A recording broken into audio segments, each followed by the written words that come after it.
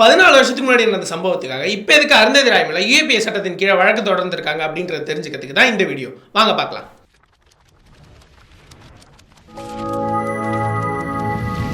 வணக்கம், இது யூட்டன். நான் வாஞ்சிநாதன் சித்ரா.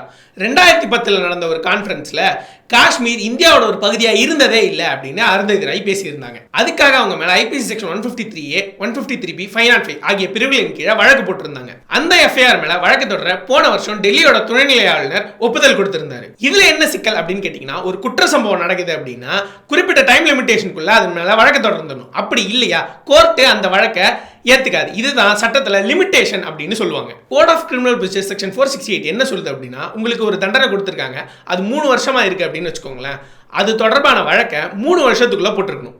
அதுதான் அதுக்கான லிமிடேஷன் பீரியட். இப்போ அருந்ததி ராய் மேல போடப்பட்ட வழக்கில் உள்ள ஐபிசி செக்ஷன் ஒவ்வொன்றுக்கும் 3 வருஷம் சிறை தண்டனை. இங்க இப்ப சம்பவம் நடந்து 2010. ஆனா இந்த எஃப்ஐஆர் மீது வழக்கு தொடர 13 வருஷம் கழிச்சு போன வருஷம் தான் ஒப்புதல் கிடைச்சது அப்படிங்கிறதுனால இது லிமிடேஷன் பீரியடை தாண்டிடுச்சு. ஆனா அதே எஃப்ஐஆர்ல அருந்ததி ராய் மேல ஐபிசி செக்ஷன் 124A அதாவது செடிஷன் சார்ஜஸ் தேச துரோக வழக்கும் போட்டிருந்தாங்க.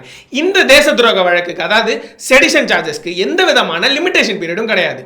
அப்புறம் என்ன இங்க சிக்கல் லிமிடேஷன் பீரியட் பத்தி அப்படின்னு கேட்டீங்கன்னா, 2 வருஷத்துக்கு முன்னாடி உச்சநீதிமன்றம் இந்த செடிஷன் தொடர்பான சட்டத்தை தற்காலிகமா சஸ்பெண்ட் பண்ணி வச்சிட்டாங்க.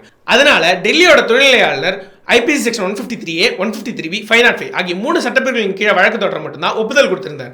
ஆனா இந்த 3 சட்டப்பிரிவுக்கும் 3 வருஷம் சிறை தண்டனை அப்படிங்கிறதுனால இந்த வழக்கை 3 வருஷத்துக்குள்ள தொடுத்திருக்கணும். அதாவது சம்பவம் நடந்து அப்படி பண்ணாததுனால இது லிமிடேஷன் பீரியடை தாண்டிடுச்சு. ஸோ இந்த டைம் லிமிடேஷன் ரூலை தாண்டி இந்த வழக்கை போடணும் அப்படிங்கிறதுக்காக தான் இந்த யுஏபிஏ சட்டத்தின் கீழே இந்த வழக்கை கொண்டு வந்திருக்கிறாங்க. ஏன்னா யுஏபிஏ சட்டத்துக்கு எந்த விதமான டைம் லிமிடேஷனுமே கிடையாது. அதனால தான் 14 வருஷத்துக்கு முன்னாடி நடந்த சம்பவத்துக்கு இப்போ அருந்ததி ராய் மேல யுஏபிஏ சட்டத்தின் கீழே வழக்கு போட்டிருக்கிறாங்க. இங்க இப்போ ரொம்ப கிரிமினலா யோசிச்சிருக்கிறது யாரு அப்படிங்கறத மக்கள் உங்களோட யூகத்துக்கே விட்டுறேன். தொடர்ந்து பொய் செய்தி எது உண்மை செய்தி எது அப்படின்றத தெரிஞ்சுக்க யூடியூப் சேனலை சப்ஸ்கிரைப் பண்ணுங்க.